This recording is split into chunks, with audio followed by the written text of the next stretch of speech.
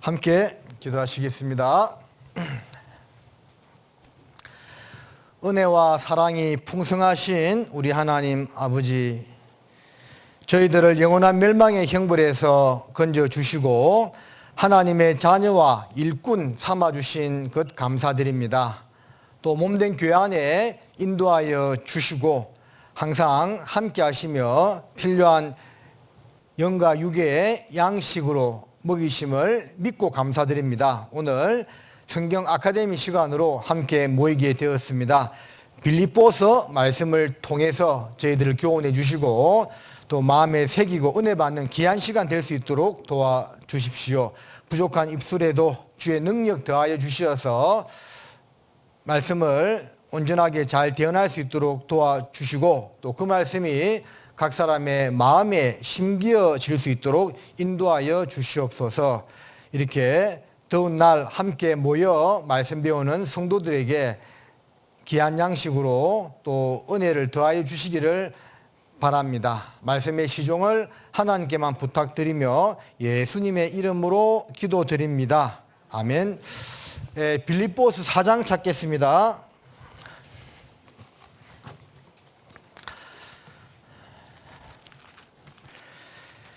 빌립보서 4장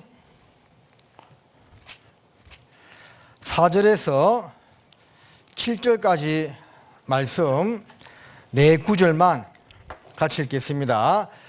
주 안에서 항상 기뻐하라. 내가 다시 말하노니 기뻐하라. 너희 간용을 모든 사람에게 알게 하라. 주께서 가까우시니라. 아무것도 염려하지 말고 오직 모든 일에 기도와 간구로 너희 구할 것을 감사함으로 하나님께 아뢰라. 그리하면 모든 지각에 뛰어난 하나님의 평강이 그리스도 예수 안에서 너희 마음과 생각을 지키시리라. 오늘은 성경 66권 가운데서 50번째 성경에 해당되는 이 빌립보서 말씀을 통해서 몇 가지 중요한 교훈들을 좀 받아보도록 하겠습니다. 빌립보서는 잘 알고 있는 것처럼 기자는 사도 바울입니다. 자, 사도 바울이 14권의 서신서를 기록했다고 되어 있죠. 히브리서를 포함하면 14권이고 빼면 13권인데 아마 그 성경도 바울이 기록했다고 믿어 의심치 않습니다. 그 가운데 이제 옥중 서신이 4권 있죠. 자, 바울의 로마에서의 1차 투옥 기간 동안에 다 기록되었다고 믿어지는 그 옥중 서신이 4가지가 있는데 에베소서, 빌립보서, 골로새서 앤드 무슨 서죠? 네? 빌레몬서. 그래서 이 4권을 옥중 서신이라고 이야기하는데 그 중에 한 권입니다.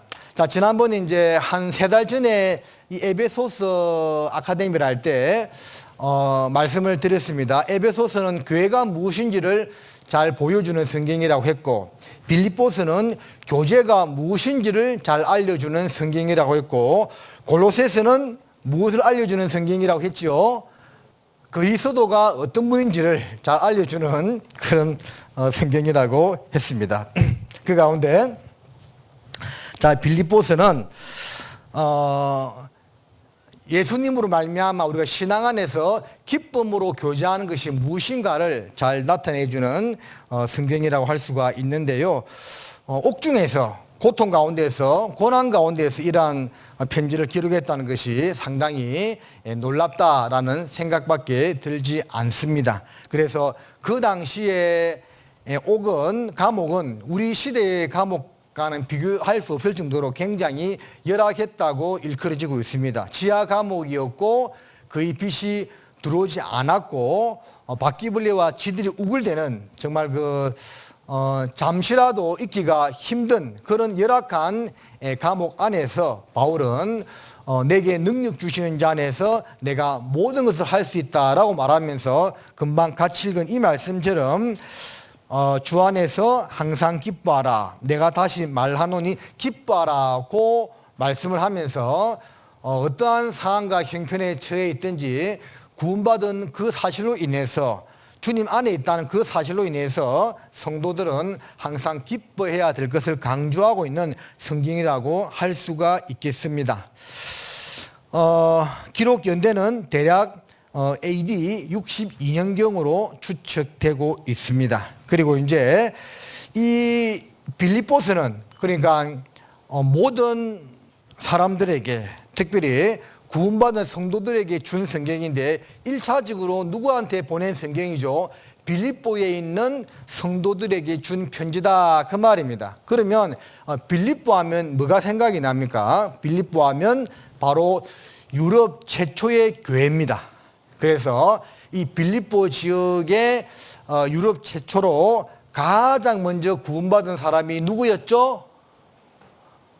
루디아.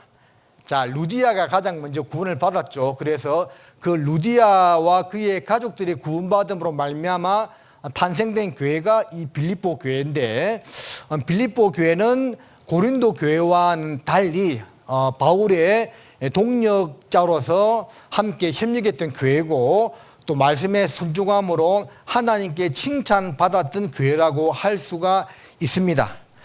자, 이제 본문 잡아 놓으시고 이 교회의 탄생 배경에 대해서 조금만 생각해 보도록 하겠습니다. 사도행전 16장으로 가십니다. 사도행전 16장 6절부터 조금 읽어 드리도록 하겠습니다. 사도행전 16장 6절입니다. 성령이 아시아에서 말씀을 전하지 못하게 하시거늘 부르기아와 갈라디아 땅으로 다녀가 무시아 앞에 이르러 비두니아로 가고자 예서되 예수의 영이 허락지 아니하시는지라. 무시아를 지나 드로아로 내려갔는데 밤에 한 상이 바울에게 보이니 마게도냐 사람 하나가 서서 그에게 청하여 가로되 마게도냐로 건너와서 우리를 도우라 하거늘 바울이 이 한상을 본 후에 우리가 곧 마게도냐로 떠나기를 힘쓰니 이는 하나님이 저 사람들에게 복음을 전하라고 우리를 부르신 줄로 인정함이르라. 원래는 바울은 이 갈라디아 지금의 터키 그 당시에 소아시아 지역에서 계속 복음을 전하려고 했습니다. 그래서 부르기아, 갈라디아, 무시아, 비두니아 다 아시아에 있는 지역을 말합니다. 거기서 복음을 전하려고 했는데 성령이 막았고 예수의 영이 허락지 아니하였다고 되어 있습니다. 이것은 어떤 의미로 해석을 해야 되느냐 하면 하나님께서 아시아의 영혼들은 중요하지 않고 유럽에 있는 영혼들만 중요하다 그런 뜻이 아니고 복음을 전하는 우선순위를 말하고 있는 겁니다. 하나님은 모든 것을 한꺼번에 다 보시는 초월 통치를 하시는 분이기 때문에 하나님 보실 때는 이 당시에 아시아의 복음이 먼저 전해지는 것보다는 유럽의 복음이 먼저 전해져야만 더 많은 사람들이 구원받을 수 있기 때문에 그렇게 한 겁니다. 이 당시에 세계를 지배하던 제국은 로마 제국이었죠. 모든 길은 로마로 통한다는 말이 있는 것처럼 유럽의 복음이 전해지고 그 복음이 로마에까지 전해져야만 더 빠른 속도로 전 세계에 복음이 전해지기 때문에 바울의 아시아 전도를 막았고 유럽으로 건너가라고 말씀하셨던 겁니다. 자, 이 말씀은 복음의 우선순위를 말한다고 할 수가 있겠습니다. 먼저는 유럽에 있는 사람들이 구원을 받아야만 전 세계의 복음이 더 효과적으로 빨리 전해지기 때문에 그와 같이 말씀을 하셨던 겁니다. 자, 그래서 이제 복음을 이제 이 한상을 경험해죠. 한상을 경험하게 되는데 9절에 중간에 마게도냐 사람 하나가 서서라고 되어 있죠. 그래서 건너와서 우리를 도우라는 그 한상을 본 뒤에 바울은 확신을 가지고 마게도냐로 건너가게 됩니다. 마게도냐는 한 도시 이름이 아니고 그 지역 전체를 일컫는 말입니다. 전라남도 안에 나주가 있는 것처럼 마게도냐 안에 빌립보라는 한 성이 있었던 겁니다. 그래서 마게도냐 지경 첫 성인 빌립보에 가서 복음을 전하게 되었다는 것이 되겠습니다. 자, 단체가 아니고 한 사람이 서서 그에게 청하여 마게도냐로 건너와서 우리를 도우라 하는 한상을 보게 되었는데 왜 여러 사람, 수많은 사람의 한상이 나타나서 건너와서 우리를 도우라고 이야기하지 않고 한 사람이 서서 건너와서 우리를 도우라고 했을까요? 이것은 여러 가지로 해석할 수 있겠지만 하나님 보실 때 한 영혼이 온 천하보다 귀하다고 했죠. 그래서 그 한 사람의 영혼을 위해서라도 먼 길을 마다하지 않고 건너가서 복음을 전해야 한다는 것을 우리에게 알려주기 위해서 한 사람의 한상이 보였다고 믿어지고 있습니다. 그래서 어느 지역에 선교사가 가게 되었는데, 밀림 오지에 선교사가 가게 되었는데 이 복음을 전하기가 너무 힘든 겁니다. 그래서 7년 만에 드디어 그 원주민 중에 한 사람이 구원을 받게 되었다는 그런 유명한 일화가 있죠. 그래서 그 선교사가 7년 동안 정말 뼈 빠지게 고생하다가 한 사람 처음으로 구원받게 되었을 때 그 구원받은 한 영혼을 붙들고 펑펑 울었다는, 기뻐서 울었다는 그런 이야기도 있죠. 자, 그게 이제 값진 겁니다. 그래서 우리가 해외 선교를 할 때 몽골이나 필리핀 같은 곳에서는 많은 사람들이 말씀 앞에 나오게 되고 또 전도를 하다 보면, 선교를 하다 보면 많은 사람들이 구원받는 일을 경험하게 됩니다. 그러니까 적은 시간과 적은 비용을 들여서 많은 사람들이 구원받는 일을 경험하게 되고, 가까운 일본 같은 경우에는요, 가깝지만 가깝고도 먼 나라 일본이죠.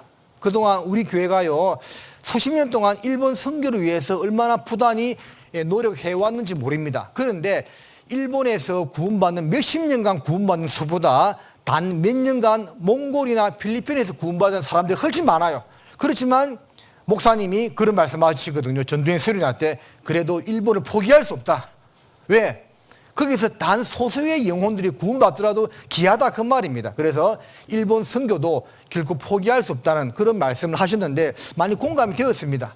많은 사람들이 구원받는 것도 중요하지만 단 한 사람, 몇 사람이 구원받는 것도 못지않게 중요하다, 그 말입니다. 그래서 이 마게도냐 사람 한 명이 서서 건너와서 우리를 도우라 했다는 그 내용을 통해서 한 영혼의 소중함을 우리가 좀 생각해 봐야 된다라고 보여집니다. 전도 집회를 하고 또 수양회를 하고 많은 분들이 참석하고 그 가운데 또 어떤 경우는 많이 구원받았다고 교회 안에 거하기도 합니다. 그런데요, 많이 구원을 받았다고 교회에 거하는 것도 중요하지만 단 한 사람의 영혼이라도 야무지게 제대로 구원받고 교회 안에 거하는 것이 또 한편으로 굉장히 값어치가 있는 일이라고 할 수가 있는 겁니다.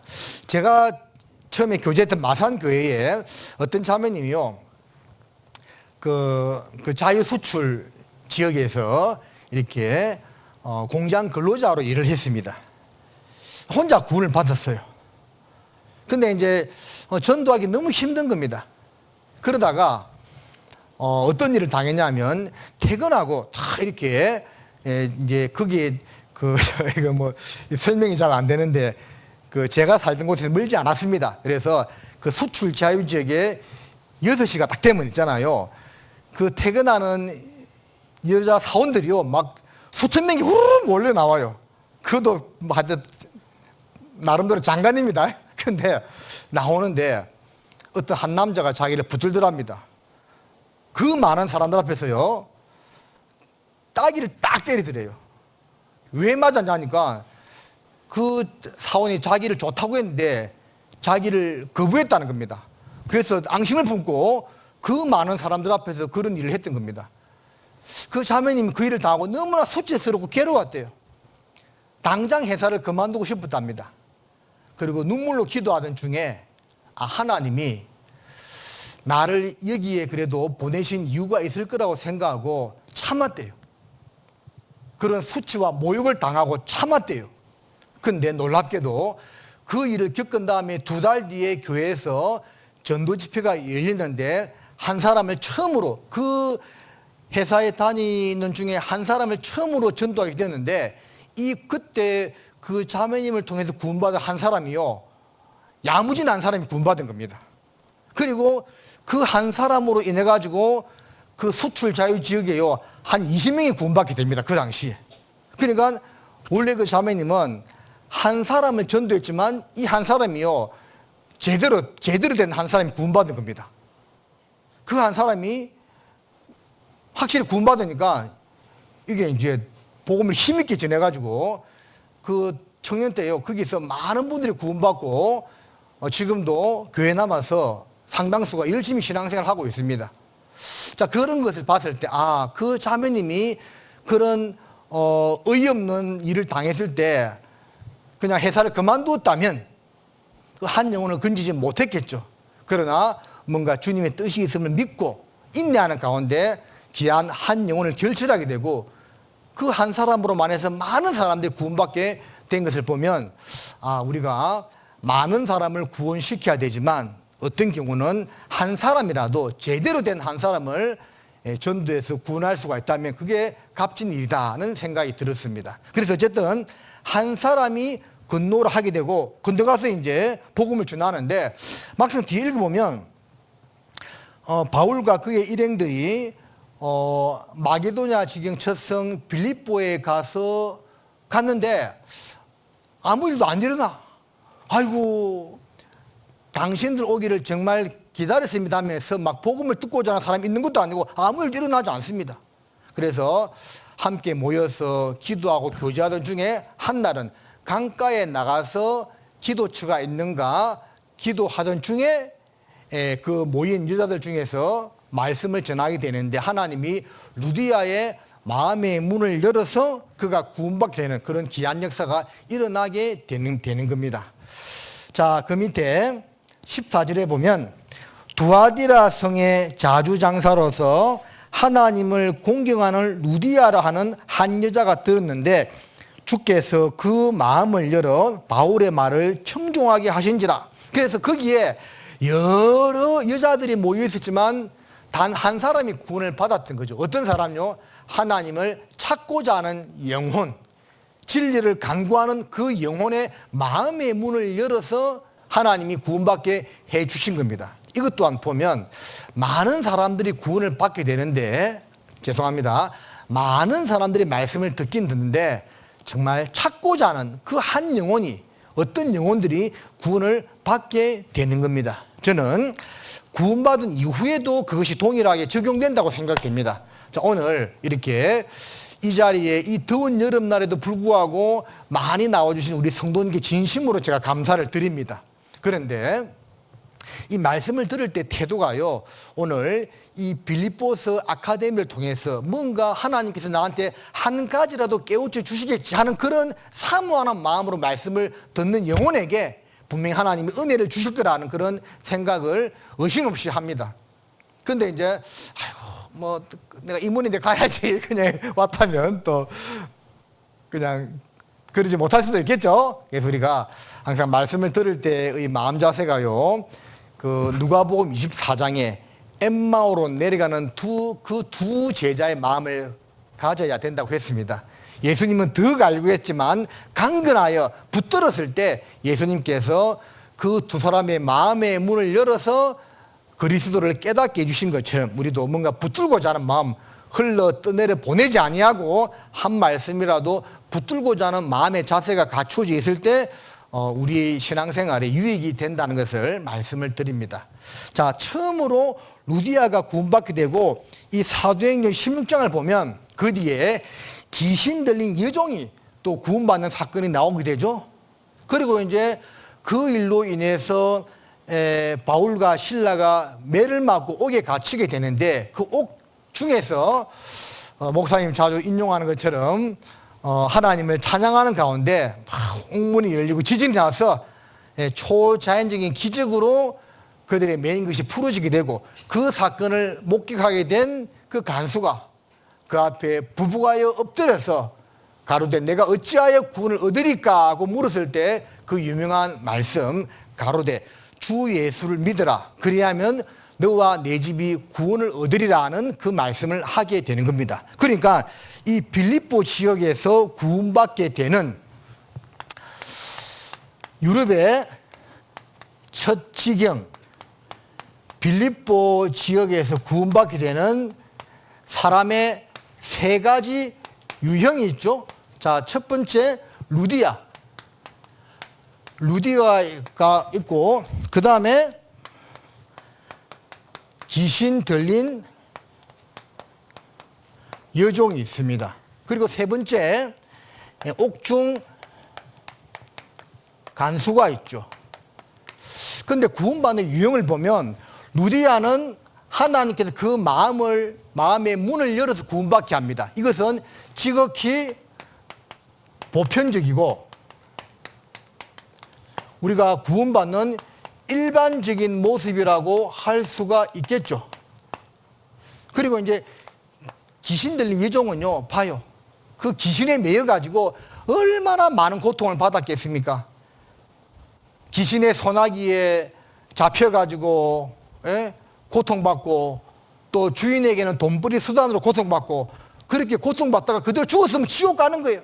근데 거기서 이제 구원받게 되는 거죠. 이것은 많은 고난과 괴로움 가운데 살다가 구원받게 되는 유형의 모습을 보여주고 있는 겁니다. 자, 옥중 간수는요, 초자연적인 기적, 갑자기 지진이 나서 옥문이 열리고 메인 것이 풀어지는 그런 기적을 직접 목도하고 이 사람이 구원받게 되는 거죠. 그래서 이제 자, 빌립보 지역에서 구원받는 대표적인 이 세 사람을 봤을 때 하나님께서 어떠한 모습으로 우리 인생들을 구원하는 것을 보여주는 겁니다. 어떤 사람은 지극히 보편적인 일반적인 모습으로 진리를 찾고자 하는 마음이 있을 때 그 마음의 문을 열어서 구원받게 해주는 것이고, 어떤 사람은 정말 고난과 괴로움 가운데서 어떤 분 그런 경험, 그 이야기 들었죠. 사업에 실패해서 몽땅 망하고 이제 바닷가에 가서 자살하려고 막 하던 중이었답니다. 근데 그 바닷가 근처에 저희 교회가 있었는데 마치 여름날 문을 다 열어놓고 집회하던데 그 마침 그 교회당을 지나가는데 강사가 했던 말씀이요, 쟤 때문에 지옥 갑니다. 그 말이 귀에 들리더래요. 지옥 간다고?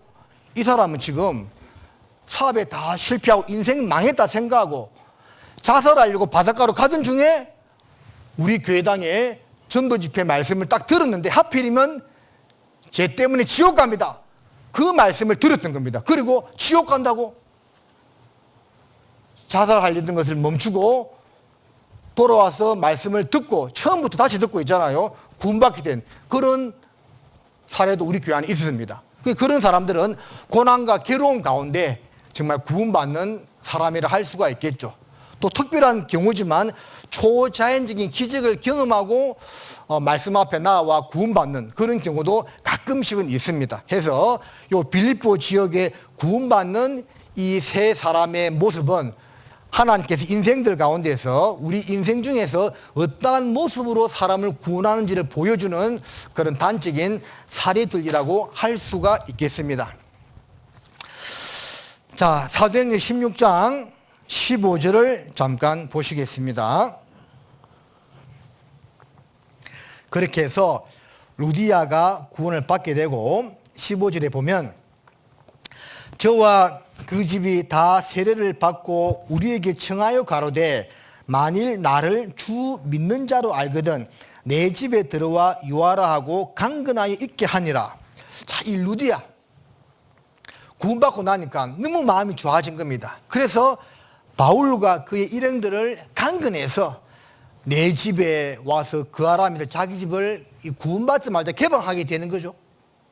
그리고 이제 거기서 이제 빌립보 교회가 시작이 되는 겁니다.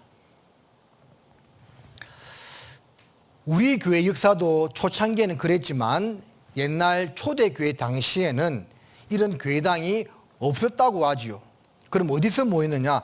구원받은 성도들의 가정에서 모였다 그 말입니다. 그래서 빌립보 교회의 첫 모임 장소는 루디아의 집이었고, 또 고린도전서 16장에 골로새서 4장에 빌레몬서 1장에 보면 눈바와 그 여자의 집에 있는 교회 해서 누구누구 집에 있는 교회 이런 표현들이 몇 번 나오거든요. 아, 교회의 시작은 가정 개방으로부터 시작되었다는 것을 알 수가 있는 겁니다.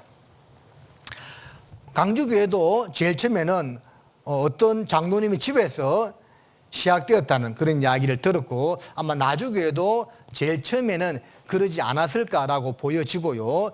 제가 있었던 창원교회도 제일 처음에 그 강주교회 목사님하고 그 집사님의 집에서 이제 이렇게 함께 모이면서 모임이 시작되었던 겁니다. 자, 그런 이제 수고와 희생을 통해서 교회가 이제 모임이 형성되고 성장했다는 것을 알 수가 있습니다. 그런데 우리 시대는 시대가 많이 변했습니다. 굳이 옛날과 비교하기는 쉽지 않은 상황이긴 합니다. 그래서 지금은 우리도 뭐 구역 모임, 조모임 하면서 가정을 개방 이제 하는데요. 사실 옛날에 비하면 그 가정 개방 횟수가 상당히 줄어들었다 볼 수도 있겠죠. 이게 예전에는 진짜 그 뭐 청년들은 어떤 형제 자매들 이 자취방이 있으면 거기에 거의 뭐 일주일에 기본 2번씩 가서 항상 교제하고 왔던 그런 기억들이 납니다. 그리고 어떤 뭐 구역장님 집, 형제님 집, 자매님 집에서 자주 모여서 이렇게 교제했던 그런 기억들이 나는데요. 요즘은 뭐 그러기는 쉽지 않지만 어쨌든 그런 가정을 개방하고 희생함으로 말미암아 또 교회가 성장한다는 것을 우리는 기억해야만 되겠습니다. 오늘날 우리 시대도 제가 교회 가운데서 볼 때 집을 자주 개방하고 항상 거기서 자주 형제 자매들을 모아서 교제하려고 하는 그런 가정들이 축복받는다는 것을 알 수가 있습니다. 제가 창원에 있을 때 그런 가정이 있었어요. 한 가정에 아기가 있는데 아기가 너무 유별난 겁니다. 그래서 이 구역 모임을 갈 수가 없는 겁니다. 그래서 하도 오라고 하니까 가는데 어떻게 하냐면 차에서 형제님이 아기를 보고 자매님만 가서 구역 모임에 참석을 하는 겁니다. 다음 구역 모임 때는 자매님이 차에서 아기를 보고 형제만 참석하고 그걸 이제 알게 된 어떤 이제 자매님이요. 아, 그러지 말고 괜찮다 오라고. 아, 우리 아기가요 너무 부잡스러웠어요. 괜찮을까요? 괜찮다고 오라고 했습니다. 아니나 다를까 그 아기가요 그 집 안방에 있다가 오바이트를 해가지고 안방 이불을 다 버려버렸네요. 근데 그런 일이 벌어졌는데 그 주인 되는 자매님이요 괜찮다고 하면서 아주 너그러운 모습으로 그것을 용납하고 포용하는 그 모습에 그 부부가 마음이 감동되어서요 그 다음부터 교제에 온전하게 정착하게 되었다는 그런 일이 있었거든요.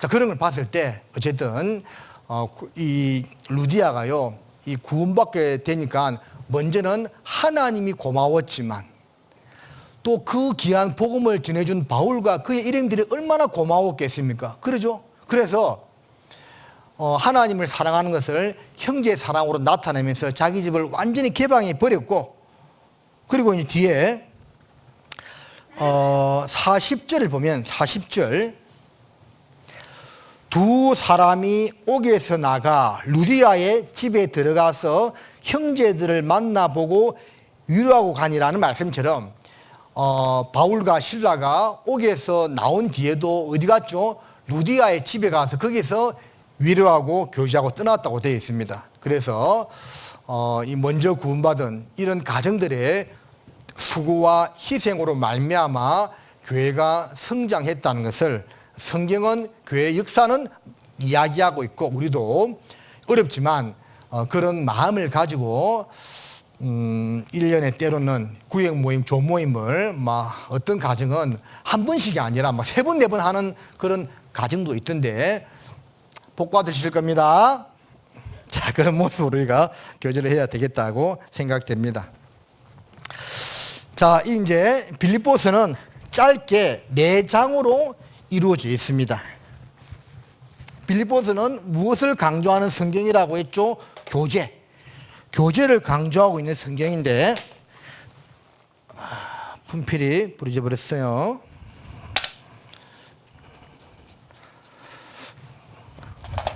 각 장의 주제를 간략하게 정리해 보겠습니다. 1장은 성도의 생명 대신 누구가요? 그리스도. 성도의 생명 되신 그리스도로 할 수가 있고, 2장은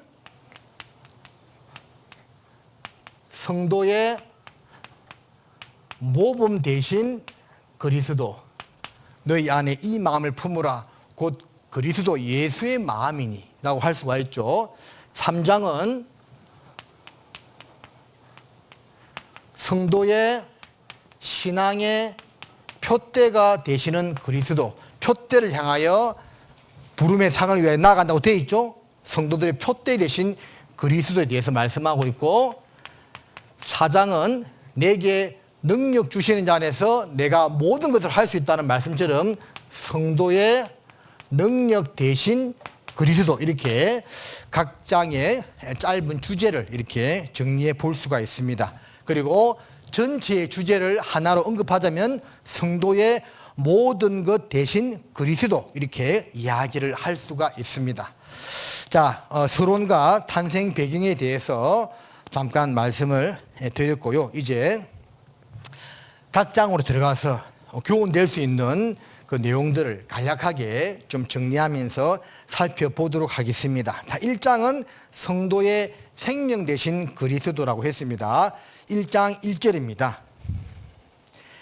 그리스도 예수의 종 바울과 디모데는 그리스도 예수 안에서 빌립보에 사는 모든 성도와 또는 감독들과 집사들에게 편지하노니, 바울은 어떤 성경에서는 자기를 사도로 소개하고 있고 어떤 성경에서는 자기를 종으로 소개하고 있는데, 이 말씀에서는 예수의 종으로 소개를 하고 있습니다. 역시 우리는 주님의 종이라는 것을 기억해야 되겠습니다. 2절에 하나님 우리 아버지와 주 예수 그리스도에게로서 은혜와 평강이 너희에게 있을지어다.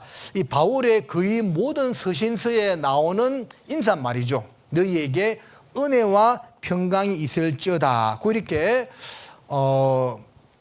인사말을 처음에 이렇게 하고 있습니다. 그리고 4장 제일 마지막 구절을 보겠습니다.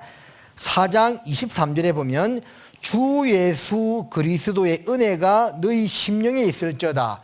자, 은혜의 인사말로 시작을 했다가 마무리 인사말도 은혜로 끝나고 있죠.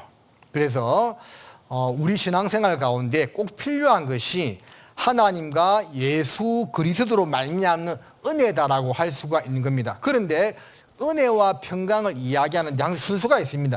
평강과 은혜가 있을지어다라고 이야기하지 않고 은혜와 평강이 있을지어다 말씀하고 있거든요. 그러면 뭐가 우선이단 말입니까? 은혜 받은 결과 그 다음에 평안이 주어진다, 그 말입니다.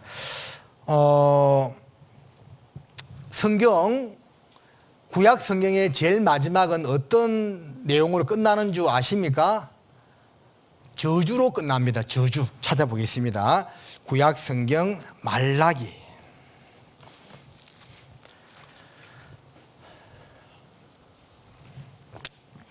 말라기 4장 6절입니다. 그가 아비의 마음을 자녀에게로 돌이키게 하고 자녀들의 마음을 그들의 아비에게로 돌이키게 하리라. 돌이키지 아니하면 두렵건대 내가 와서 뭐로요? 저주로 그 땅을 칠까 하노라 하시니라. 자, 구약 성경의 마지막은 저주로 끝납니다. 하나님 말씀 잘 들으라, 순종해라. 그렇지 아니하면 저주로 그 땅을 칠 것이다. 이게 이제 육신의 저주도 되겠지만 결국 말씀에 불순종하면 영원한 저주를 받을 수밖에 없다는 것을 알려주고 있는 거죠. 구약의 마지막은 저주로 끝이 나요. 근데 신약의 마지막은 뭐로 끝납니까? 찾아보겠습니다. 자, 여러분, 성경 아카데미는 성경의 내용을 좀 체계적으로 배우는 시간이기 때문에요, 성경 말씀을 많이 찾을 수밖에 없습니다. 이해해 주시고 빨리 찾아주시면 감사하겠습니다. 자, 마지막 구절 같이 읽어보겠습니다. 주 예수의 은혜가 모든 자들에게 있을지어다. 아멘. 자, 신약 성경의 끝은 은혜로 끝나고 있죠. 자, 구약은 저주, 신약은 은혜로 끝나고 있습니다. 그런데 토탈로 볼 때는 은혜다라는 거죠. 하나님은 공의와 사랑의 하나님이십니다. 그러나 한 가지만 굳이 꼽으라면 요한일서 4장 8절 16절에 있는 말씀처럼 하나님은 사랑이시죠. 그래서 무디가 항상 설교할 때 저 대강당 뒤에 하나님은 사랑이시라는 그런 문구를 크게 적어놓고 설교했다는 일화도 전해지고 있습니다. 자, 은혜 받은 결과 이제 평강이 주어집니다. 누가복음 1장 28절에 보면 마리아에게 가브리엘 천사가 그런 말을 하죠. 은혜를 받은 자여 내게 평안이 있을지어다, 그런 말씀을 하거든요. 평안이나 평강이나 그 같은 의미로 보면 되겠죠. 은혜 받은 자여 내게 평안이 있을지어다. 항상 은혜가 먼저고 그 다음에 평강이고 평안인 겁니다. 우리는 주님 앞에 은혜를 받아야 됩니다. 구원의 은혜를 받았고 계속적으로 말씀의 은혜, 또 신앙생활 가운데 은혜를 받아 나가야만 우리 마음속에 평강을 누리고 신앙생활을 할 수가 있다는 것인데, 그렇게 할 수 있는 가장 큰 두 가지 비결을 알려드린다면 베드로 후서 1장 2절에 보면 하나님과 주 예수를 알므로 너희에게 은혜가 더욱 많을지어다, 그런 말씀이 있고, 또 이사야 48장, 이건 찾아보겠습니다. 이사야 48장을 보면 18절에요. 슬프다. 내가 나의 명령을 듣지 아니하였도다. 만일 들었다면 내 평강이 강과 같았겠고 내 의가 바다 물결 같았을 것이며. 그래서 내 말을 들었다면 무슨 뜻입니까?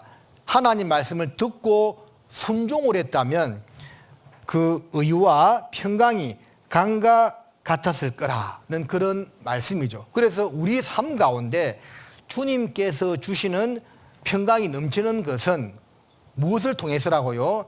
하나님 말씀을 잘 듣고 그 말씀을 순종하는 생활을 통해서 우리에게 평강이 주어지는 겁니다. 자, 이 구절 가지고 만든 찬송도 있다고 했죠? 내게 강 같은 평화, 내게 강 같은 평화, 내게 강 같은 평화 넘치네. 에브리바디 할렐루야, 이렇게 되는 거예요. 자, 다시 빌립보서로 가겠습니다. 자, 이제 3절과 5절은 성도의 생명 되신 그리스도라는 주제에 이제 부합하는 가장 중요한 내용인데요. 내가 너희를 생각할 때마다 나의 하나님께 감사하며 간구할 때마다 너희 무리를 위하여 기쁨으로 항상 간구함은 첫날부터 이제까지 복음에서 너희가 교제함을 인함이라. 그래서 복음은 우리의 생명이 되는 거죠. 그리스도로 말미암은 그 복음이 우리에게 영원한 생명을 주었고, 그리고 그 복음 안에서 우리가 교제를 나누게 되는 것이고, 그 복음으로 말미암아서 우리가 주님 앞에 서게 된다, 그 말입니다. 첫날부터 이제까지 복음에서 너희가 교제함을 인함이라. 어떤 교단에서는 우리 교회를 비방하기를 저 교회는 맨날 구원만 이야기한다고 이야기하죠. 근데 그것은 당연한 겁니다. 너희가 이같이 큰 구원을 등한히 여기면 어찌 피하리오라는 말씀처럼 구원은 가장 중요한 겁니다. 그 구원이 어떻게 우리에게 오게 되었습니까? 예수님께서 죽음과 부활을 통해서 완성하신 복음을 듣고 믿음으로 우리가 구원받게 되었죠. 그러니까 구원이 너무나 중요하고 이 구원을 강조할 수밖에 없는 겁니다. 사람은 누구나 죽음 앞에서 그 구원에 대하여 진지하게 생각하게 됩니다. 아마 우리도 마찬가지지 않을까라고 보여집니다. 물론 이제 확실히 구원받은 성도는 죽음 앞에서 주님을 만날 기쁨과 소망으로 좋아하겠지만, 또 그런 반면에 내가 받은 구원에 대해서, 그 생명에 대해서 다시 한 번 더 확인하고 점검하는 그런 시간을 가지지 않겠냐, 그 말입니다. 그래서 첫날부터 이제까지 항상 복음에서 교제하는 것이 맞습니다. 그래서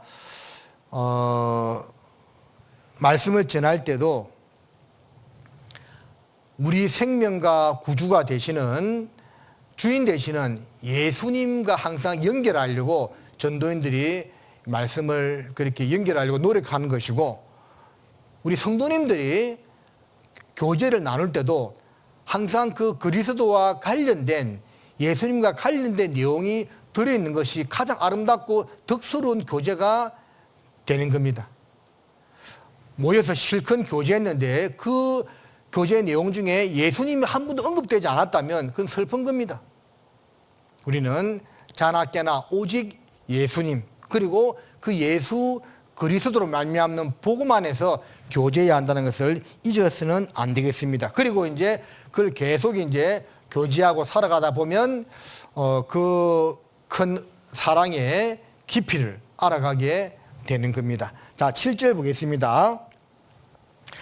내가 너희 무리를 위하여 이와 같이 생각하는 것이 마땅하니 이는 너희가 내 마음에 있음이며 나의 매임과 복음을 변명함과 확증함에 너희가 다 나와 함께 은혜에 참여한 자가 됨이라. 그래서 그 복음 안에서 교제하고 복음으로 우리가 주님 앞에 서게 되는데, 또 이 세상을 살아갈 때는 바울의 이 말씀처럼 복음을 변명함과 확증함에 너희가 다 나와 함께 은혜에 참여하는 자. 자, 나와 함께 은혜에 참여하는 자.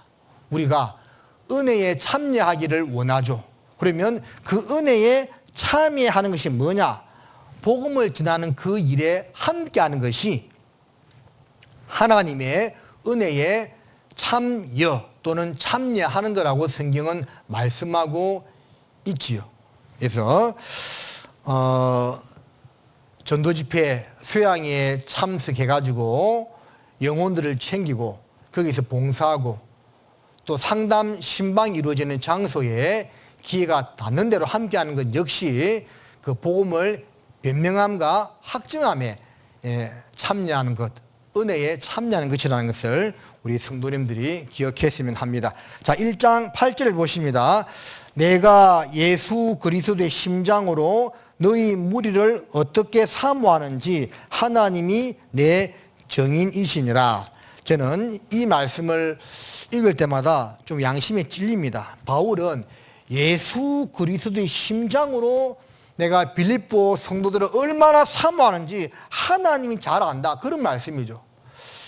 이 말씀을 볼 때 주님의 심장을 나는 얼마나 가졌는가, 또 얼마나 그 깊이를 알고 이렇게 사람들을 대하고 성도들과 교제하고 있는지를 생각해 보면 부끄러운 생각이 들기도 합니다. 그래서 우리가 바울처럼 살지는 못한다 하더라도 바울이 가졌던 이 마음, 내가 예수 그리스도의 심장을 가졌다는 그 말씀, 뜨거운 피죠.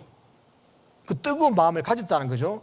자, 그 마음 우리가 가지고 있습니다. 가지고 있는데 그 마음이 더욱더 식지 않고 라오디게아 교회 성도들처럼 차지도 아니하고 더럽지도 아니한 그런 미지근한 상태가 아니라 뜨거운 그런 마음으로 우리가 살아가야 되겠다 하는 거 생각을 합니다. 자, 9절부터 11절까지는 성도를 향한, 1차적으로는 빌립보 교회 성도를 향한 바울의 기도인데, 이 기도는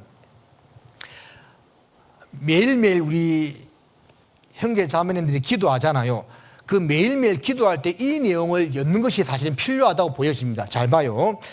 내가 기도하노라 너희 사랑을 지식과 모든 총명으로 점점 더 풍성하게 하사 너희로 지극히 선한 것을 분별하며 또 진실하여 허물 없이 그리스도의 날까지 이루고 예수 그리스도로 말미암아 의의 열매가 가득하여 하나님의 영광과 찬송이 되게 하시기를 구하노라. 고 이렇게 바울은 빌립보 교회 성도들을 향한 기도 내용을 쭉 읊고 있는데요. 네 가지를 이야기하고 있거든요. 첫 번째 뭡니까? 너희 사랑을 지식과 모든 총명으로 점점 더 풍성하게 하사. 무슨 뜻입니까? 너희 사랑, 주님께 받은 그 그리스도의 사랑을 말하는 거죠. 그것이 이제 성경 말씀을 계속 듣고 읽고 배우고 묵상함을 통해서 더 깊이 알아간다, 그 말입니다. 우리가 기도할 때에 이러한 기도가 필요합니다. 주님께서 나를 얼마나 사랑하셨는지 또 사랑하고 있는지 그 십자가의 대속의 공로가 얼마나 크고 놀라운 것인지를 내 삶을 통해서 점점 더 알아가게 해달라 하는 그런 기도가 필요한 겁니다. 이게 첫 번째입니다. 두 번째는 뭐예요? 10절에 너희로 지극히 선한 것을 분별하며. 자, 순서가 있습니다. 그리스도의 사랑을 더 깊이 알아가야 되고, 그로 말미암아 두 번째는 뭡니까? 지극히 선한 것을 분별하며 내가 부끄러울 것이 없는 인정된 자로 말씀을 분별하며 자신을 하나님 앞에 드리기를 힘쓰라는 그 디모데후서 2장 15절의 말씀처럼요, 그리스도의 사랑을 점점 더 알아감으로 말미암아 지극히 선한 것, 뭐가 옳고 그른지를 분별할 수 있는 신앙으로 우리가 성장해야 된다, 그 말입니다. 맞겠지요? 히브리서 5장에 보면 12절 이후에 보면 너희가 마땅히 선생이 될 터인데 젖이나 먹고 단단한 식물을 못 먹을 자가 되었다고 말씀하면서 단단한 식물을 먹는 자는 의의 말씀을 경험함으로 말미암아 선한 것을 분별한다고 되어 있죠. 이게 우리 신앙생활할 때 상당히 중요한 겁니다. 왜 중요하냐면 구원을 받았지만 지극히 선한 것을 분별하는 능력이 없으면 어떤 선택을 할 때 잘못된 선택을 할 경우가 높아요.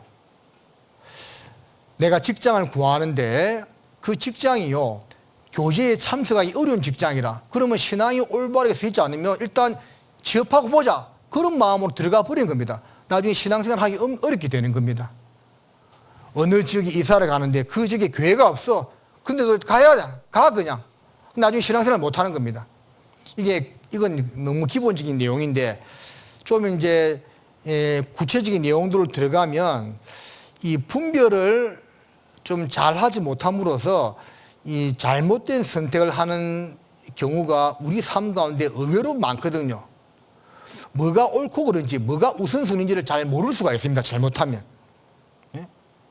그래서 이게 하나님 앞에 기도하기를, 하나님, 주님을 경외하는 자에게는 그 택할 길을 보여주신다는 그 시편 25장의 말씀처럼, 주님, 내가 인생길에서 어떤 선택을 할 때 하나님 보실 때 지극히 선한 것이 무엇인지를 알게 해달라는 그런 기도가 필요한 겁니다. 또는 내 인생길에서 무엇을 선택할 뿐만 아니라 우리가 교회 가운데서 행사를 진행할 때도 이 선택을 잘해야 되는데, 그게 이제 앞에서 일하는 분들이 이게 신앙관이 뚜렷하지 않으면 이게 엉뚱한 선택을 할 수 있는 겁니다. 뭐가 더 중요한지, 뭐가 더 우선순위인지 그걸 모르고요, 잘못 선택해가지고 이게 교회가 힘들어지는 경우도 있는 겁니다. 그래서 이 지극히 선한 것을 분별하는 그런 능력을 갖추는 것은 의외로 중요한 일입니다. 그것을 위해서 기도해야 한다는 것입니다. 그리고 세 번째는 뭡니까? 또 진실하여 허물 없이 그리스도의 날까지 이르고, 그 다음에 이제 내 삶의 정결한 것이죠. 요한 1서 3장 3절에 주를 향하여 이 소망을 가진 자마다 그의 깨끗하신 같이 자기를 깨끗하게 한다는 말씀처럼 이제 점점 더 진실하고 허물 없이 주님 앞에 서는 그 모습이 되어야 한다는 겁니다. 평강의 하나님이 친히 너희를 온전히 거룩하게 하시고 너희 온 영과 혼과 몸이 우리 주 예수 그리스도 강림하실 때에 흠없게 보존되기를 원한다는 그 데살로니가 전서 5장 23절의 말씀처럼 우리의 기도 제목의 하나는, 주님, 내 삶에 더러운 것, 합당치 못한 것을 점점 더 벗어버리는 가운데 영광스러운 모습으로 주님 앞에 서게 해달라는 그런 기도가 필요하다는 겁니다. 자, 네 번째는 11절에 예수 그리스도로 말미암아 의의 열매가 가득하여 하나님의 영광과 찬송이 되게 하시기를 구하노라. 이것은 이제 열매 맺는 삶이 되어야 한다는 거죠.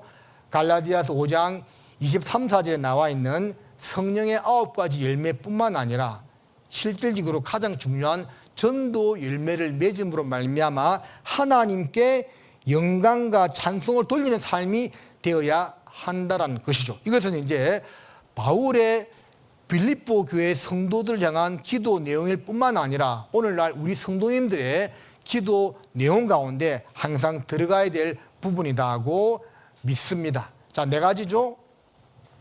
주님 사랑을 더 깊이 알아가는 것. 그리고 신앙 안에서 올바른 선택을 하는 것. 점점 더 깨끗한 생활을 하는 것. 그리고 열매 맺는 삶이 되는 것. 이 네 가지는 우리가 기도할 뿐만 아니라 우리 삶 가운데서 그대로 이루어져야 될 내용이다라는 것입니다. 자, 빌립보서 1장 12절을 보겠습니다.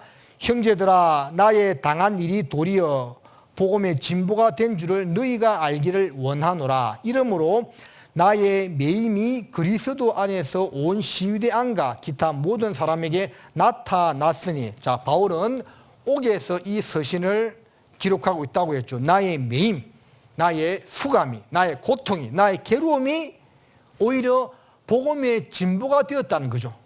그래서 13절에 있는 말씀처럼 나의 매임이 그리스도 안에서 온 시위대 안과 기타 모든 사람에게 나타났다고 되어 있죠. 다른 사람들은 다 자기 죄로 인하여 지금 로마 감옥에 갇혔는데 바울은 그게 아니거든요. 그래서 이제 바울 저 사람은 뭔가 특별한 사람이다. 왜 저 사람이 저렇게 옥에 갇혔지? 근데 이제 그 내용을 알고 보니까 예수라는 사람을 전한다 이렇게 된 거죠. 그래서 이제 예수님을 통한 복음이 뭔지를 그 당시에 온 시위대에 있는 로마 군인들과 기타 모든 사람들에게 알리게 되었다는 그런 내용입니다. 그러니까 오히려 바울이 당한 고난이 복음의 진보, 복음을 전하는 귀한 수단과 도구가 되었다는 것이죠. 그러니까 이걸 봤을 때 정말 여러분들 복음은 수고와 희생 없이는 전해지지 않는다는 겁니다. 틀림없어요. 그냥 전해지는 복음은 없습니다. 수고와 희생을 통해서 복음이 전해지는 겁니다. 제가 설교 때 말씀을 드렸지요. 등산을 싫어하는 형제가 6개월간 아침마다 등산하면서 할머니 한 분 전도했다는 것. 어떤 자매님이 산후 도우미로 6개월간 무료 봉사하고 그 한 사람을 전도하게 되었다는 것. 이런 수고와 자기 희생이 없이는요, 정말 전도하기 힘듭니다. 예나 지금이나 동일한 겁니다. 자, 디모데 후서로 한번 가보겠습니다. 관련된 구절을 몇 개 찾아보겠습니다. 디모데후서 1장 8절. 그러므로 내가 우리 주의 증거와 또는 주를 위하여 갇힌 자 된 나를 부끄러워하지 말고, 같이 읽습니다. 오직 하나님의 능력을 좇아 복음과 함께 고난을 받으라. 복음과 함께 뭘 받으라고요?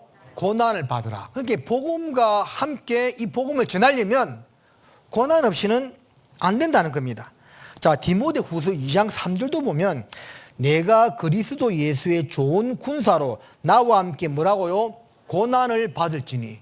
고난 없이는 주의 귀한 군사로 복음을 전하기가 어렵다라는 겁니다. 디모데후서 4장 5절도 보겠습니다. 디모데후서 4장 5절입니다. 그러나 너는 모든 일에 근신하며 뭘 받으며 고난을 받으며 전도인의 일을 하며 내 직무를 다하라. 여기서 동일하게 또 고난을 받으며라고 말씀하고 있습니다. 복음이 전해지는 그 현장에는 먼저 구원받은 성도들의 수고와 희생, 즉 고난이 없이는 복음을 전하기가 어렵다라는 거예요. 틈틈이 제가 그런 말씀을 드릴 때가 있죠. 자주 작은 것에 충성된 자는 큰 것에도 충성된다. 그러면 복음을 전하는 일에 받는 고난은 뭘까요? 뭐 큰 고난 생각하지 마세요. 이런 겁니다. 다음 주에 대집회를 하지요. 그러면 전도하는 영혼들이 있겠죠. 그 영혼들을 챙기는 겁니다. 전도하신 분이 함께 말씀을 들어주겠지만 그러지 못할 상황도 생깁니다. 그러면 그 옆에 앉아서 함께 말씀을 들어주는 겁니다. 저는 그게 참 좋다고 보여집니다. 한 사람 말씀을 들을 때요, 그 주위에 몇 사람이 쭉 포진해 있는 겁니다. 우리 집회할 때 가끔씩 다른 교회 와서 그 전도하는 그 봤잖아요. 그때 보면 그 한 사람 때문에 여러 명이 와가지고 그 주위에 쭉 포진해서 함께 말씀을 듣는 경우를 보죠. 저는 그게 참 아름다운 모습이라고 보여집니다. 그런데 그게 귀찮아. 그냥 혼자 앉아서 편하게 말씀 듣고 싶지. 누군가 옆에 앉아서 찾고 챙기고 번거롭거든요. 근데 이게 이제 작은 수고고 작은 고난이거든요. 그런 것조차 싫어하면서 큰 고난 한다고요? 못합니다, 여러분들. 그래서 주님은 먼저 우리에게 큰 것을 요구하는 것이 아니고요. 내가 좀 수고스럽지만 누가 왔을 때 그 주변에 구역 식구들이 딱 달라붙어 가지고 함께 말씀 들어주고 함께 기도하고 함께 챙기고 이게 정말 아름다운 모습이 아닐까라고 보여집니다. 꼭 그렇게 하라는 것도 아니고 요즘은 좀 그렇게 하기 어려운 시대이긴 합니다. 근데 제가 이제 강주교회 전도사 시절에요, 상담이 많았거든요. 근데 상담하면 한 사람 상담하잖아요. 그럼 상담실에 그 다 들어와요. 보통 5명, 많으면 10명이 들어와. 한 사람 상담하는데, 전도 상담이죠. 그러면 솔직히 처음에 제가 부담스러웠습니다. 왜냐하면 막 그 이제 제가 처음 막 이제 전도인 생활을 시작했을 때라서 그 피상담자보다는 옆에 있는 사람들이 부담스러운 거예요. 괜히 앉아가지고 또 나를 또 평가할 거고. 근데 시간 조금 지나다 보니까 그분들의 도움으로 이 영혼이 구원받더라고요. 한 사람 상담하는데 작게는 5명, 많게는 10명이 들어와서 그 좁은 상담실에 다 앉아 있는 겁니다. 근데 뭐 하냐? 눈 부릅뜨고요, 기도하고 성경 찾아주고 음료수 먹이고 등 주물러주고 이것을 2시간 내도록 하고 있는 겁니다. 그거를 일주일간 계속 하는 겁니다. 어찌 그 영혼이 구원 안 받겠습니까? 이게 꼭 그렇게 하라는 거예요. 우리 지금은 참 그렇게 하기 쉽지 않은 시대이긴 하지만 그래도 그게 작은 희생이고 수고죠. 그게 또 고난이죠. 그죠? 그런 작은 것에 우리가 충성되지 않은데 뭐 큰 고난 감당 못해요.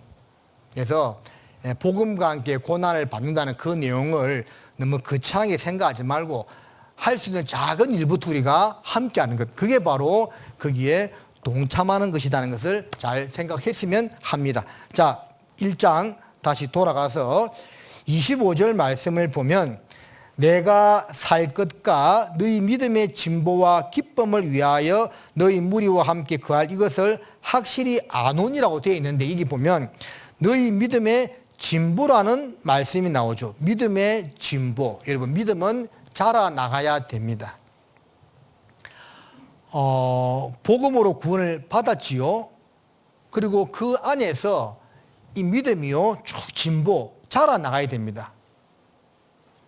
그래서 데살로니가 후서 1장 3절에서는 너희 믿음이 자라고라는 그런 표현도 있죠. 자, 이 믿음은요, 구원받는 믿음은 다 차려놓은 밥상 먹는 것처럼 주님이 다 이루어놓으신 사실을 듣고 믿음으로 그냥 구원받습니다. 그저 공짜로. 하지만 그 이후에 자라나가는 믿음은요, 사실은 그냥 되지 않습니다. 더 나아가서요, 교회만 왔다 갔다 한다고 해서 또 믿음이 성장하는 것도 아닙니다. 디모데전서 4장 15절에 있는 말씀처럼 이 모든 일에 전심전력하여 너의 진보를 모든 사람에게 나타나게 하라는 말씀처럼요, 이 마음과 힘을 다하지 않고서는 우리 믿음이 자라기가 어렵다고 생각됩니다. 자, 그렇게 믿음이 자라는 가운데 1장 27절에 오직 너희는 그리스도 복음에 합당하게 생활하라. 이는 내가 너희를 가보나 떠나 있으나 너희가 일심으로 서서 한 뜻으로 복음의 신앙을 위하여 협력하는 것가라는 말씀처럼 믿음이 점점점 자라나가는 가운데 그리스도 복음에 합당한 신앙생활이 이루어지게 되는 것이고, 또 그 복음의 신앙을 위하여 협력하는 모습이 이루어지게 됩니다. 자, 너무나 이제 잘 알고 있는 성경 구절인데 한 단어만 좀 강조하고 싶다면 중간에 너희가 일심으로 뭐라 되어 있죠? 서서. 앉아서가 아니고 서서입니다. 군대에서 훈련받을 때요, 가장 기본적이면서도 힘든 기압이 뭔지 아십니까? 차렷 자세로 가만히 서 있는 겁니다. 이게요, 의외로 힘듭니다. 차렷 자세로 꼼짝 안 하고 1시간 서 있는 사람이 거의 없습니다. 보통 쓰러집니다. 서 있는 것 자체가요, 쉬운 일이 아닙니다. 근데 여기 보면 일심으로 앉아서가 아니라 서서라고 되어 있죠. 우리가 서 있는다는 것은 에너지가 소모되는 일입니다. 장시간 하기는 힘들어요. 고통스럽습니다. 그러나 복음의 신앙을 위해서라면 서서 협력을 해야만 되는 겁니다. 자, 협력, 힘을 합한다는 말이죠. 협력이라는 한자 여러분 잘 알고 있죠? 합할 협자, 힘력자죠. 어떻게 씁니까? 협력, 협자. 열십자에다가 힘력자 3개를 합한 것이 합할 협자죠.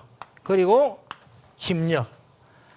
자, 참 한자 정말 기가 막히게 만들었죠. 십자가의 공로를 성부, 성자, 성령의 역사로 이루었다. 그 말입니다. 십자가의 도를 아버지 하나님과 예수 그리스도와 성령님의 연합에 의해서 전한다. 그 말입니다. 이게 이제 협력할 협자, 합할 협자죠. 그래서 우리도 복음의 신앙을 위하여 협력한다. 하나님과 예수님과 성령님이 하나로 협력해서 그 복음을 완성했고 지금도 전하고 있는 것처럼 내 아버지께서 이제까지 일하시네 나도 일한다는 그 예수님 말씀처럼 지금도 일하고 계신 겁니다. 계신 거 우리도 그 모습을 본받아서 협력이 되어야 되는 겁니다. 십자가의 도를 위해서 형제, 자매가 성령님과 더불어서 교회 가운데서 힘을 합함으로 복음이 힘있게 전해지는 거예요. 자, 1장 29절을 보겠습니다. 그리스도를 위하여 너희에게 은혜를 주신 것은 다만 그를 믿을 뿐 아니라 또한 그를 위하여 고난도 받게 하심이라. 자, 은혜 받은 결과 평강이 있는데 이 성경 구절에서는 은혜 받은 결과 우리 삶에 고난이 있다는 겁니다. 은혜 받은 결과 항상 해피하고 좋은 일만 있는 것이 아니고 은혜 받은 결과 우리 삶에 고난이 있다라는 겁니다. 자, 바울은 가장 많은 은혜를 받은 사람이죠. 근데 바울은 가장 많은 고난을 받은 사람입니다. 이게 이제 항상 비례하는 겁니다. 고난을 많이 받을수록, 물론 이제 주님으로 인한 고난입니다. 고난을 많이 받을수록 은혜도 점점 커지는 거고, 고난을 작게 받을수록 은혜도 작은 거예요. 우리는 어떤 것을 선택해야 되겠습니까? 은혜는 많이 받고 싶은데 고난은 조금 받고 싶어요. 그러면 얼마나 좋겠습니까마는 하나님 그렇게 하지 않습니다. 너 은혜 많이 받고 싶으냐? 고난도 많이 받으라 그 말입니다. 이왕 한번 살다가는 인생 우리가 은혜 많이 받으려면 고난도 많이 받고 살아야 하지 않겠냐라고 생각됩니다. 그 종교개혁가 제가 좀 찾아보니까 종교개혁가 마르틴 루터가요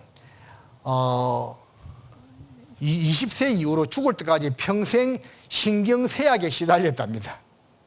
신경쇠약에다가 신경통에다가 관절염에다가 이런 여러 가지 병을 안고 평생 시달리다가 나중에 죽었다 하더라고요. 그게 이렇게 하나 마르틴 루터로 인해서 종교 개혁이 일어나게 되고 얼마나 많은 변화가 있었고 그 구교 가톨릭에서 신교가 분리되면서 복음의 혁명이 일어났잖아요. 그런데 그 가운데 있던 그 사람이 평생 신경쇠약과 관절염, 두통, 신경통에 시달리다가 생을 마감했다는 거 참 아이러니하지 않습니까? 하나님께서 그가 건강한 체력으로 그 계획을 하게 할 수도 있었을 텐데 그걸 허락하지 않았다는 겁니다. 놀랍게도 설교의 항태자라고 불리는 찰스 스펄전은 평생 우울증에 시달렸대요. 관련된 자료 보면 스펄전이 우울증을 많이 앓았다고 합니다. 근데 우울증을 앓고 있으면서도 그 위대한 설교자가 되었다는 거죠. 참 이게 좀 그렇죠? 하나님이 그 고난을 동시에 허락했다 그 말입니다. 바울도 사단의 사자 육신의 가시 때문에 이것이 내게서 떠나가게 해달라고 3번이나 하나님께 간절하게 기도했겠죠? 근데 하나님 바울에게 뭐라고 답해 주셨습니까? 내 은혜가 내게 족하도다. 이는 내 능력이 네가 약한 데서 강하게 나타난다고 하시면서 답을 주셨죠. 그래서 바울은 심지어는 죽은 사람도 살렸죠. 유두고가 졸다 떨어져 죽었는데 살렸잖아요.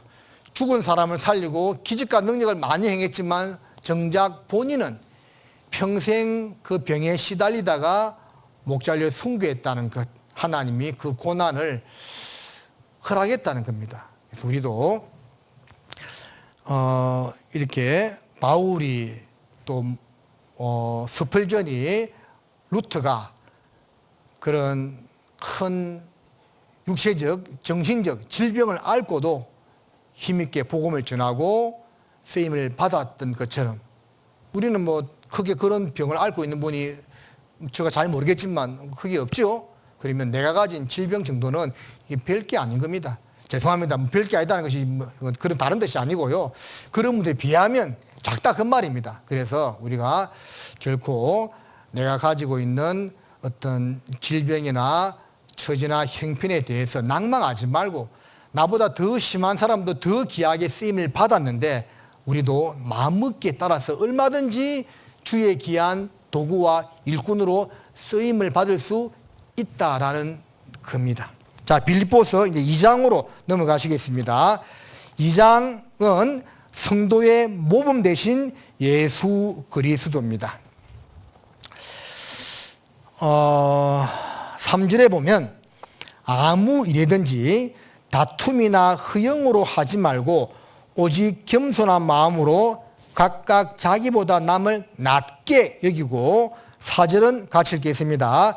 각각 자기 일을 돌아볼 뿐더러 또한 각각 다른 사람들의 일을 돌아보아 나의 기쁨을 충만케 하라. 자, 교제의 기본 자세에 대해서 1절로 4절까지 말씀하고 있는데 그 끝에 각각 자기 일을 돌아본 다음에 또한 각각 다른 사람들 일을 돌아보라고 말씀하고 있죠. 이것도 순서입니다. 마태복음 7장에 내 눈에 있는 들보는 보지 못하면서 형제의 눈에 있는 티를 빼라 하느냐? 주님 말씀하셨죠? 그래서 먼저는요, 우리가 각자 자신을 잘 돌아보아야만 합니다. 자신을 돌아보았을 때 내가 책망받을 것이 없는 그런 깨끗한 양심과 담대함이 있을 때 있잖아요. 다른 사람을 돌아보고 근거할 수 있는 거지. 예? 내가 그런 상태가 안 되는데 뭐가 옳고 그르니 하는 이런 자세가요, 합당치가 않다라는 겁니다. 물론 저도 당연히 부족한 것이 많죠. 그러나 이제 이야기를 할 수밖에 없는 이유는 어떤 경우에서는 말씀을 맡은 사람이기 때문에 그런 거예요. 그래서 우리 형제 자매들끼리는 판단하고 책망하고 지적하는 것은 사실은 하지 않아야 됩니다. 두 가지 경우를 제외하고는 성경 말씀과 틀린 말을 한다든지 아니면 다른 교리를 전한다든지 이게 이제 하나로 보게 되겠죠. 그리고 엄청난 도덕적인 죄를 범했다든지 그런 것이 있으면 빨리 저한테 와서 이야기해야 되지만 그런 경우 아니면요, 그냥 용납하고 포용하는 것이 합당한 모습이라고 할 수가 있겠습니다. 자, 그리고 이제 2장 5절부터 8절까지는 그리스도 예수의 마음에 대해서 말씀하고 있는데 너무나 잘 알고 있고 또 많은 분들이 이것을 또 암송하고 있는 그런 성경 구절이기도 합니다. 너희 안에 이 마음을 품으라 곧 그리스도 예수의 마음이니라고 했습니다. 자, 이 이제 빌립보서 2장 5절과 8절 말씀을 통해서 그리스도의 네 가지 모습에 대해서 알 수가 있습니다. 한번 생각해 볼게요. 첫 번째는 그는 근본 하나님의 본체시나라고 되어 있죠. 예수님은 근본 하나님의 본체다고 되어 있죠. 자, 이것은 무엇을 말씀하고 있습니까? 바로 하나님의 아들 대신, 그리고 하나님 대신 그리스도를 말씀하고 있는 거죠. 자, 두 번째, 하나님과 동등됨을 취할 것으로 여기지 아니하시고 오히려 자기를 비어 종의 형체를 가져 사람들과 같이 되었고 사람의 모양으로 나타나셨으며. 자, 이것은 이제 사람의 모양 대심이죠. 이것은 무엇을 가리키고 있습니까? 이 말 그대로 사람으로 오신 그리스도를 말씀하고 있는 겁니다. 자, 세 번째는 죽기까지 복종하셨으니 곧 십자가에 죽으심이라. 자, 십자가에 죽으심. 자, 이것은 무엇을 말하고 있습니까? 고난 받는 종으로 오신 그리스도를 말씀하고 있는 거죠. 자, 네 번째, 그 사건을 통해서 이름으로 하나님이 그를 지극히 높여 모든 이름 위에 뛰어난 이름을 주사 하늘에 있는 자들과 땅에 있는 자들과 땅 아래에 있는 자들로 모든 무릎을 예수의 이름에 꿇게 하시고 라는 말씀처럼 모든 이름 위에 하나님이 예수님을 높이셨다는 거죠. 이것은 만왕의 왕으로 오신 그리스도를 우리에게 알려주고 있는 겁니다. 그래서 이 빌립보서 2장 5절로 8절 이 말씀은 예수님의 네 가지 모습이 다 나타나고 있는 거죠. 자, 그러면 이제 이거를 복음서와 연결해 생각해 보겠습니다. 하나님의 아들로 오신 그리스도. 자, 색깔로 말하면 그 성막의 청자, 홍백 네 가지 색깔로 이제 문을 이제 만들었잖아요. 그죠? 시장을 만들었죠? 거기서 색깔로 따지면 하나님의 아들로 오신 그리스도는 어떤 색입니까?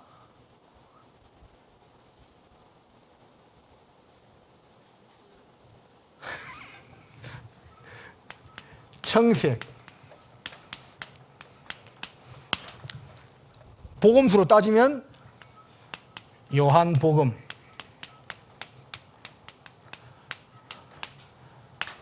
짐승은 독수리입니다. 독수리. 자, 사람으로 오신 그리스도. 색깔로 따질 때는 완전한 사람으로 오신 그리스도 어떤 색입니까? 흰색, 백색이죠. 백색. 복음수로 따지면 어떤 복음수죠? 누가복음. 자, 고난받는 종으로 오신 그리스도. 색깔로 따지면 어떤 색깔이죠? 청자, 홍백, 홍색이죠. 자, 고난받는 하나님의 종으로 오신 그리스도. 복음서는 뭡니까? 마가 복음이죠. 독수리, 사람, 소. 그죠? 그리고 이제 왕으로 오신 그리스도. 자, 자색이죠. 복음서는 뭐예요? 마태복음. 왕으로 오신 그리스도죠. 짐승은 뭐예요? 사자. 정리됐죠? 그래서 이 빌립보서 2장 5절로 8절까지 말씀을 통해서 예수님의 네 가지 모습이 다 나타나고 있는 겁니다. 자, 그 다음에 빌립보서 2장 21절을 보겠습니다. 저희가 다 자기 일을 구하고 그리스도 예수의 일을 구하지 아니하되 디모데의 연단을 너희가 안 하니 자식이 아비에게 함같이 나와 함께 복음을 위하여 수고하였느니라. 자, 복음을 위하여 수고한 디모데에 대해서 말씀을 하고 있습니다. 앞에서 말씀드렸지만 복음은 희생과 고난, 수고함이 없이는 전해지기 어렵다고 했는데 구체적으로 함께한 사람이 바로 이 디모데다 그 말입니다.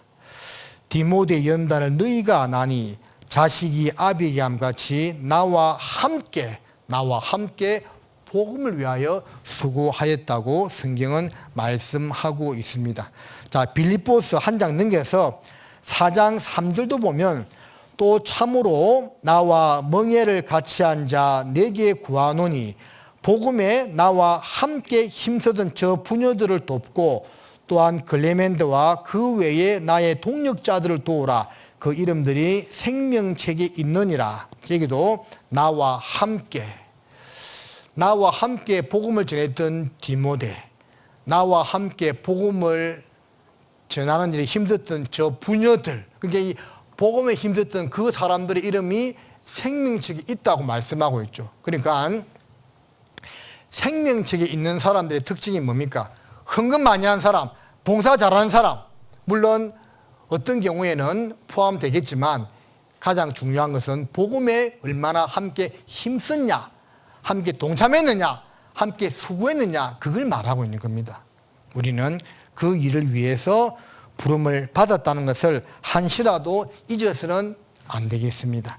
자, 2장을 다시 돌아가 보면 2장 25절에서 30절까지는 동력자 에바브로디도에 대해서 이야기를 하고 있습니다.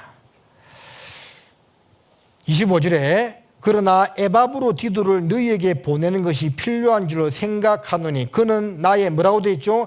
형제요.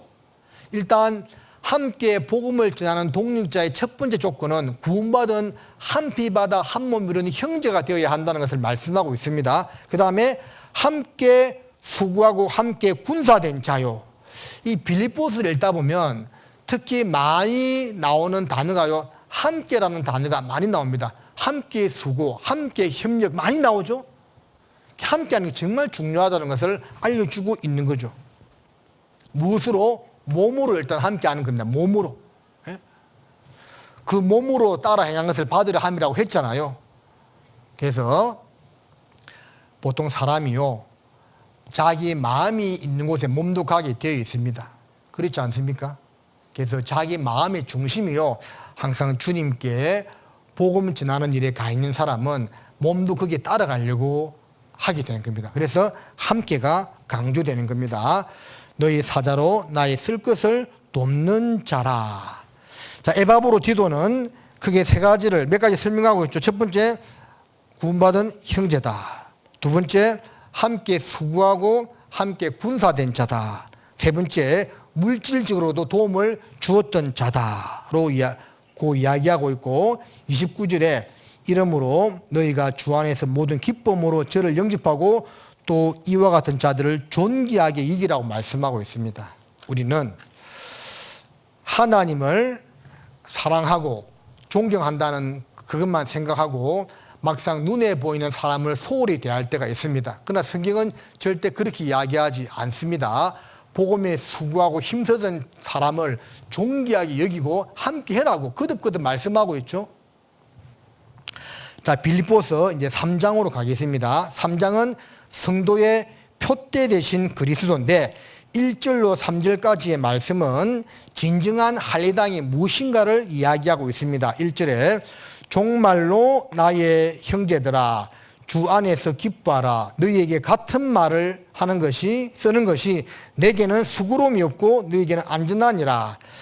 자, 같은 말을 반복적으로 하는 것이 중요하다는 거죠. 성경에 같은 성경이 몇 번 중복되어 있는 게 있습니다. 한 사례만 들면 시편 14편과 시편 53편은 거의 내용이 똑같아요. 거의 똑같습니다. 그런데 왜 같은 성경을 두 번이나 이렇게 기록했을까요? 쓸 말이 없어서 아닙니다. 그만큼 중요한 내용은 반복적으로 성경에 기록되어 있는 겁니다.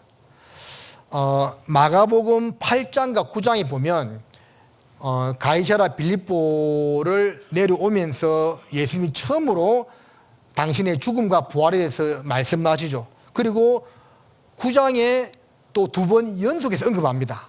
그러니까 예수님의 죽음과 부활은 가장 중요한 사건이기 때문에 그 내용에 대해서 마가복음 8장 9장에 세 번 짧은 시간 안에 언급되어 있거든요. 한 번만 언급해도 되는데 세 번씩이나 반복해서 예수님께서 말씀하셨고 또 기자도 다 기록했다는 것은 그게 중요한 내용이기 때문에 그렇다라는 겁니다. 그래서 우리가 어떤 의미에서는 이 항상 듣는 설교 말씀이요, 뭐 특별한 말씀이 아니고 그동안 배워왔던 말씀을 반복적으로 계속 듣는 경우가 많지요. 왜 듣느냐면 중요하고 마음에 새겨야 하기 때문에 그렇다라는 거예요. 제가 그런 말씀 드린 적이 있죠.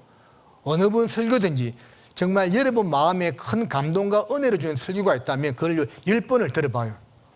마음에 새겨버려요, 그냥. 그러면 여러분 삶이 분명히 바뀝니다.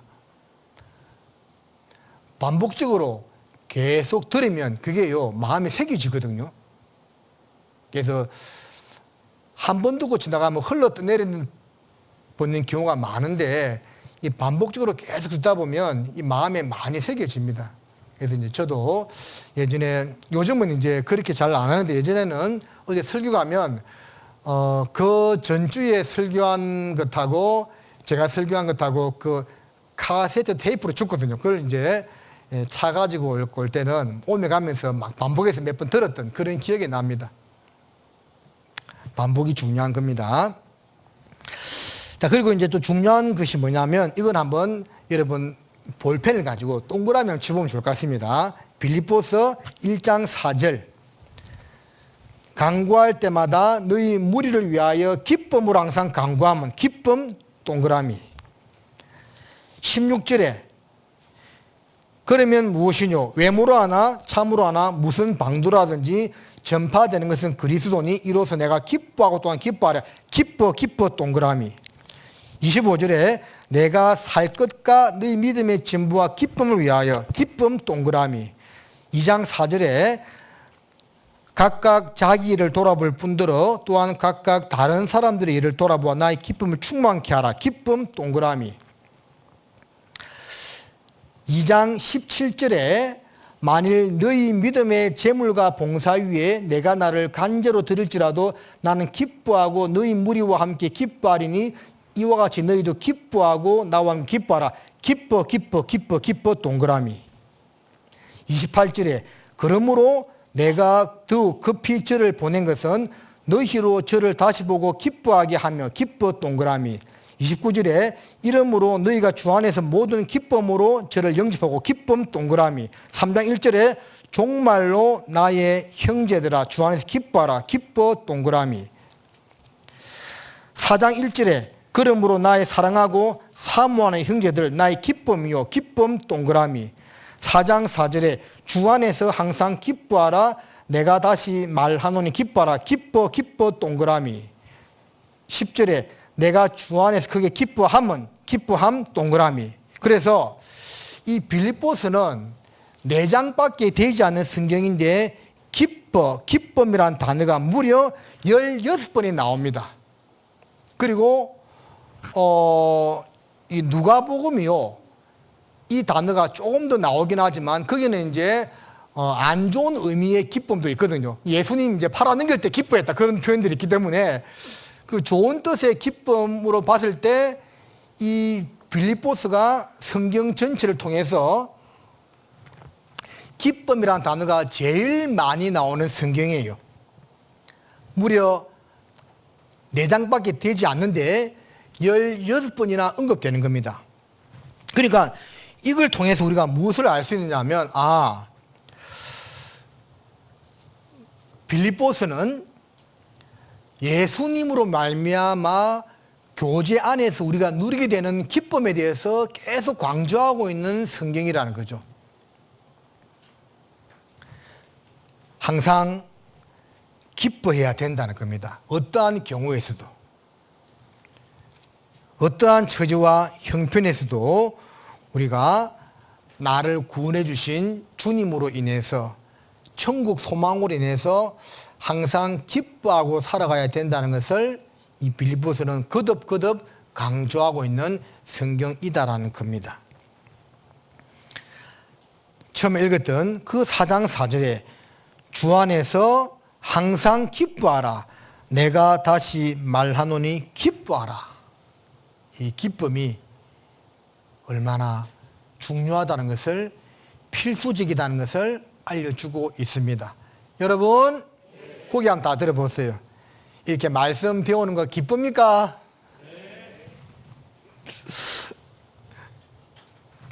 안 기뻐도 배워야죠. 자, 3장 2절을 보겠습니다. 개들을 삼가고 행악하려는 자들을 삼가고 손할례당을 삼가라고 되어 있습니다. 삼가야 할 세 부류의 사람들, 개들, 행악하는 자들, 손할례당. 개들은 진리를 어지럽히고 타협하는 악인들, 개는 잡식이죠. 진리를 더럽히고 세상과 타협하는 그런 사람들을 성경에서는 개들이라고 말하고 있고, 행악하는 자들, 법을 어기고 무도한 사람들을 가리키고 있고, 손할례당, 율법과 형식에 치우친 종교인을 가리킵니다. 자, 이런 사람들을 삼가라고 바울은 충고하고 있습니다. 우리가 개와 싸워서 안 되는 이유를 알고 있습니까, 여러분들? 개와 싸워서 이기면 개보다 더한 사람, 개와 싸워서 지면 개보다 못한 사람, 개와 싸워서 비기면 개 같은 사람. 그래서 우린 개와 싸우면 안 됩니다. 자, 3절에 하나님의 성령으로 봉사하며 그리스도 예수로 자랑하고 육체를 신뢰하지 아니하는 우리가 곧 할례당이라는 말씀처럼 성령으로 우리가 봉사를 해야 됩니다. 말씀을 전하는 것도 저도 마찬가지고, 찬양대 봉사든지 교회학교 봉사든지 어떤 봉사든지 성령님의 능력으로 하는 것이 정말 중요합니다. 그 힘을 얻지 못한다면 지치고 짜증과 불평이 나게 될 거예요. 그래서 성령으로 봉사해야 되고, 우리가 자랑은 세상 것으로 자랑할 것이 아니고 그리스도 예수로 자랑해야 되고, 또 눈에 보이는 것을 의지하지 아니하는 그런 삶이 곧 진정한 할례당이다고 성경은 말씀하고 있습니다. 3장 13절에 형제들아 나는 아직 내가 잡은 줄 여기지 아니하고 오직 한 일, 즉 뒤에 있는 것은 잊어버리고 앞에 있는 것을 잡으려고 표대를 향하여 그리스도 예수 안에서 하나님이 위에서 부르신 부름의 상을 위하여 쫓아가노라 하는 말씀처럼, 자, 3장의 주제는 성도의 표대 대신 그리스도라고 말씀을 드렸죠. 그래서 지금까지 내가 어떠한 모습으로 살아왔든지 간에 뒤의 것은 잊어버리고 이제 하나님께서 주신 그 표대를 바라보고 힘있게 나아가는 우리 각자가 꼭 되어야만 하겠습니다. 자, 3장 20절을 보십니다. 오직 우리의 시민권은 하늘에 있는지라.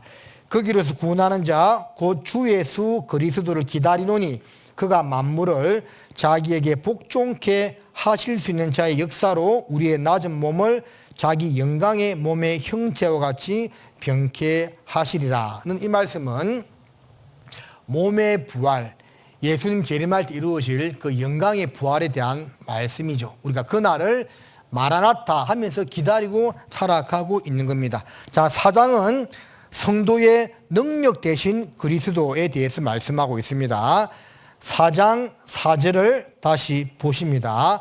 주 안에서 항상 기뻐하라.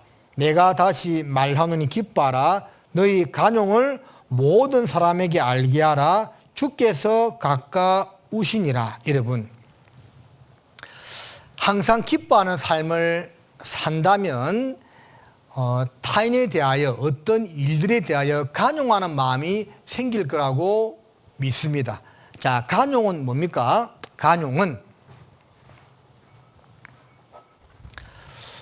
간용이란 단어를 한자어로 한번 잠깐 써보겠습니다. 간용.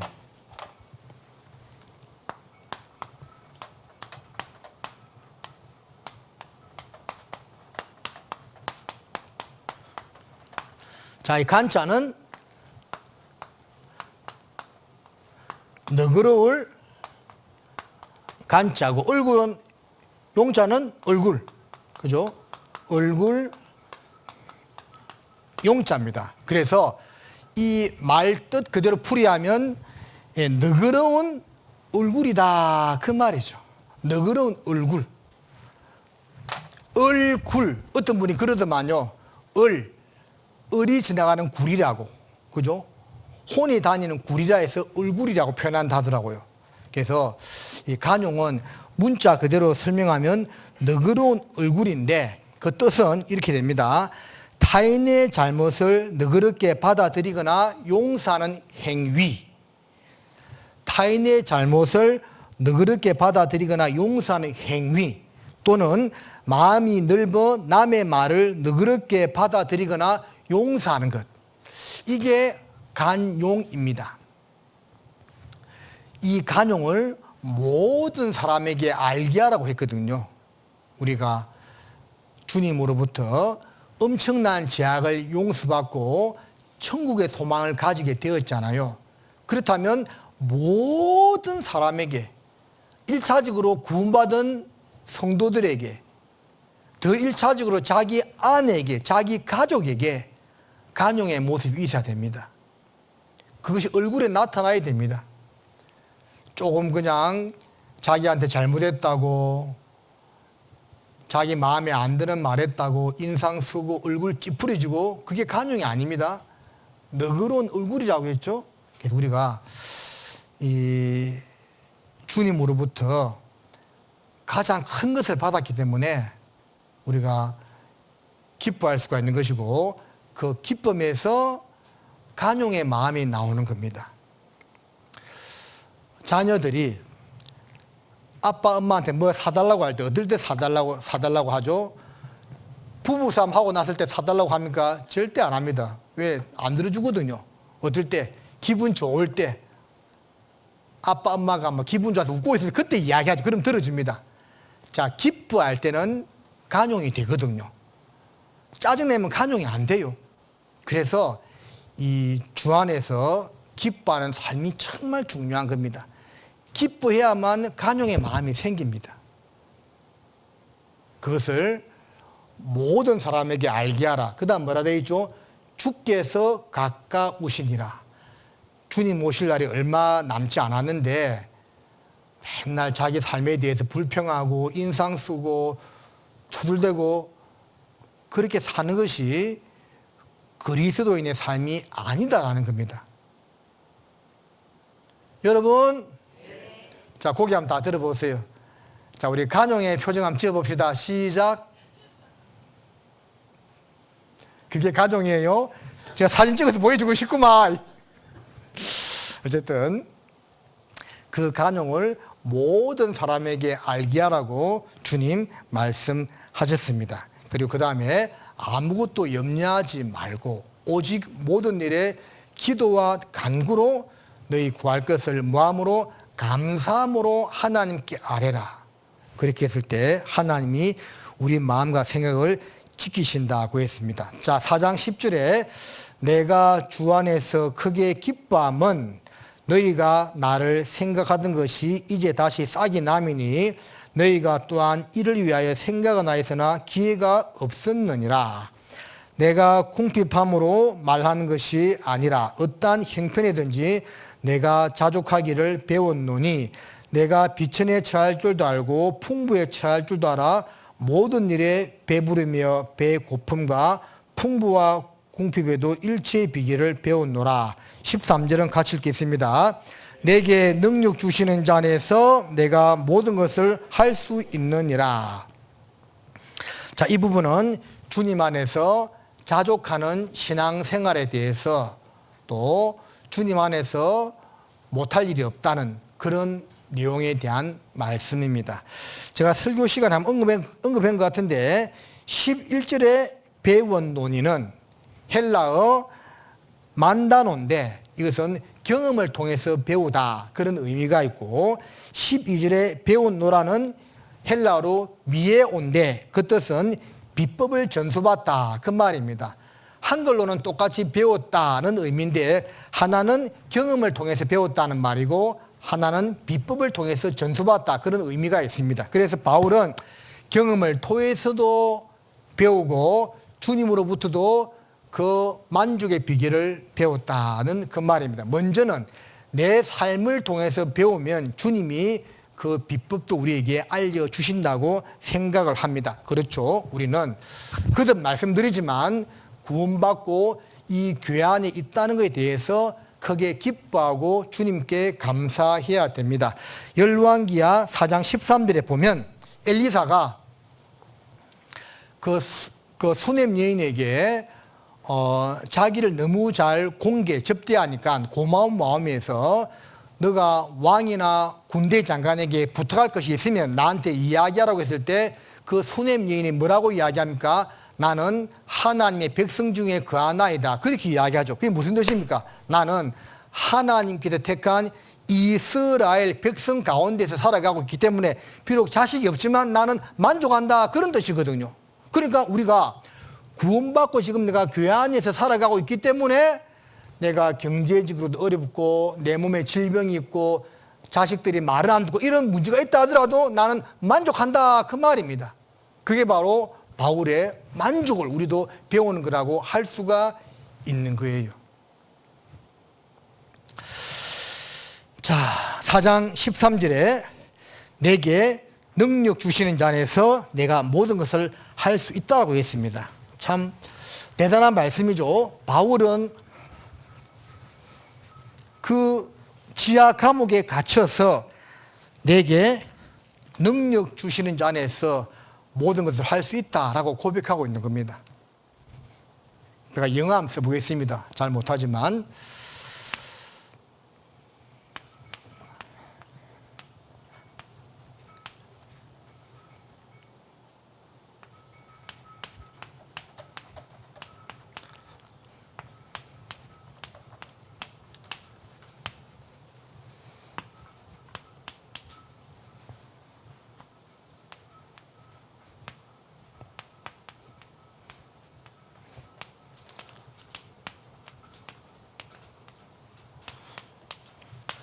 자, I can do all this through him who gives me strength.